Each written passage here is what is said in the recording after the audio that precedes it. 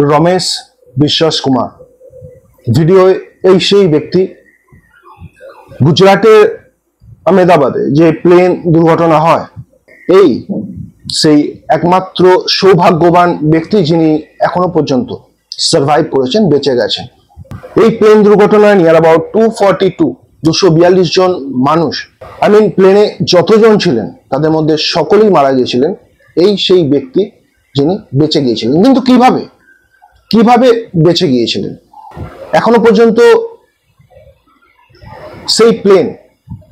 সেই অভিশপ্ত plane take off থেকে যখন নেমেছিল, সেই হোস্টেলের ছাদে নেমেছিল এবং তারপর যে বিস্ফোরণটা হয়েছিল তার সিসিটিভি ফুটেজে কিন্তু এখনো পর্যন্ত আমরা খুব কম মানুষই একটা জিনিস দেখতে পাইনি।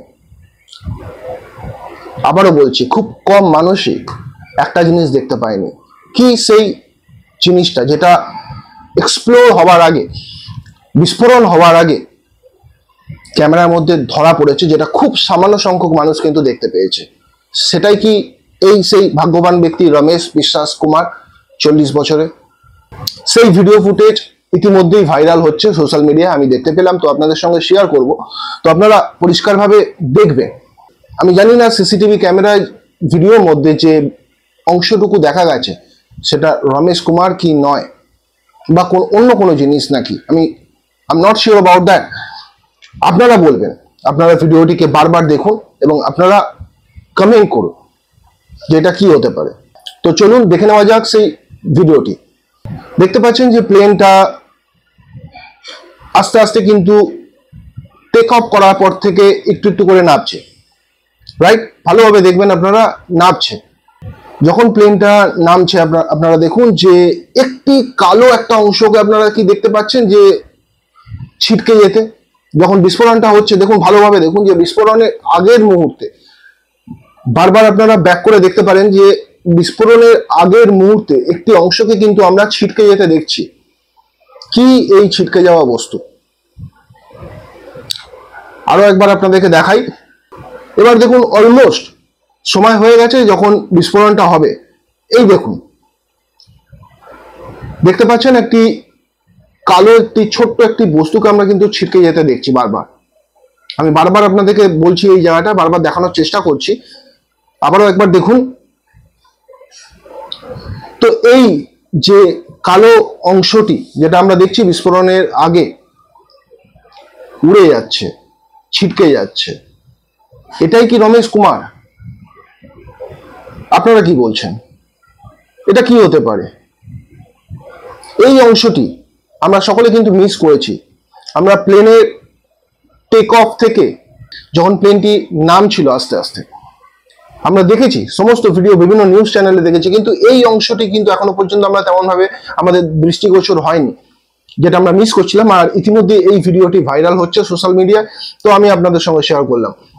প্রিয় বন্ধুরা, আমি এখনো বলছি, I am not sure about that weather it is Ramesh Kumar or not. এই সেই ব্যক্তি রমেশ কুমার আর নয় আমি জানি না, তবে আপনারা কিন্তু ভালোভাবে ভিডিওটি দেখে আপনারা কিন্তু কমেন্ট করতে পারেন। অনেকে বলছে যে ইনিই ছিলেন রমেশ কুমার, প্লেন বিস্ফোরণের আগে ছিটকে গিয়েছিলেন, লাফ দিয়েছিলেন। আবার কেউ বলছে এটা কোনো পাখি হতে পারে, তো আমি জানি না। এবার আসি একটু অন্য ব্যাপারে। দেখুন, এখনো পর্যন্ত রমেশ বিশ্বাস কুমার জানা গেছে 40 বছর তার বয়স ছিল। তিনি ফিরছিলেন লন্ডনে এই প্লেনে করে। তার সিট নাম্বার জানা গেছে 11A। হ্যাঁ, সিট নাম্বার 11A, যেটা দাবি করা হয়েছে যে এই 11A যে সিট নাম্বার ছিল রমেশ বিশ্বাস কুমারের, সেটা ছিল একদম যে এক্সিট গেট যেটা হয় প্লেনের, এক্সিট গেটের একদম পাশে। আবারও শুনবেন, এক্সিট গেটের একদম পাশে ছিল। আর ইনি একজন ব্রিটিশ নাগরিক ছিলেন, এবং যেহেতু এক্সিট গেটের পাশে তার সিট নাম্বার ছিল, তো এখানেই ম্যাক্সিমাম মানুষ বলছে যে রমেশ কুমার সিচুয়েশন বুঝতে পেরেছিল এবং বুঝতে পেরে ঠান্ডা মাথায় সেই এক্সিট গেট দিয়ে লাফ দিয়েছিল, যেটা ছিল বিস্ফোরণের আগের মুহূর্তে, আর তাই তিনি বেঁচে গিয়েছিলেন। কিন্তু রমেশ কুমারের তরফ থেকে এখনো তেমন কোনো বিবৃতি কিন্তু এখনো আসেনি, সরকারের তরফ থেকেও তেমন কোনো বিবৃতি আসেনি। এটা সম্পূর্ণ বিভিন্ন মানুষের ব্যক্তিগত মতামত। আর এখান থেকে একটি জিনিস ক্লিয়ার হলো দর্শক বন্ধুরা, যে এটা একটি চমৎকার, যেখানে একটি প্লেনে সমস্ত মানুষ এই ক্র্যাশে মারা গেল, সেখানে একটি মানুষ কিভাবে বেঁচে আসলো। এটা সত্যিকার একটি মিরাকেল বা চমৎকার যেটা বলা হয়। আরেকটি জিনিস আমরা কথায় কথায় শুনি, মানুষের জন্ম, মৃত্যু আর বিবাহ, এই তিনটে জিনিস নাকি যারা বিশ্বাস করে ভগবানের ইচ্ছাতে হয়। আর সেটা যদি হয়ে থাকে, এটা ছিল তার এক্সাম্পল। ভাবুন, একটি প্লেনের সকলে মারা গেল, কিন্তু এই মানুষটির মৃত্যু হয়তো এখনো দেরি আছে। এই মানুষটিকে দিয়ে আরো কিছু ভগবানের কাজ করানো বাকি আছে। তাই এই মানুষটি এই বিভৎস একটি দুর্ঘটনা থেকে কিন্তু বেরিয়ে এলো।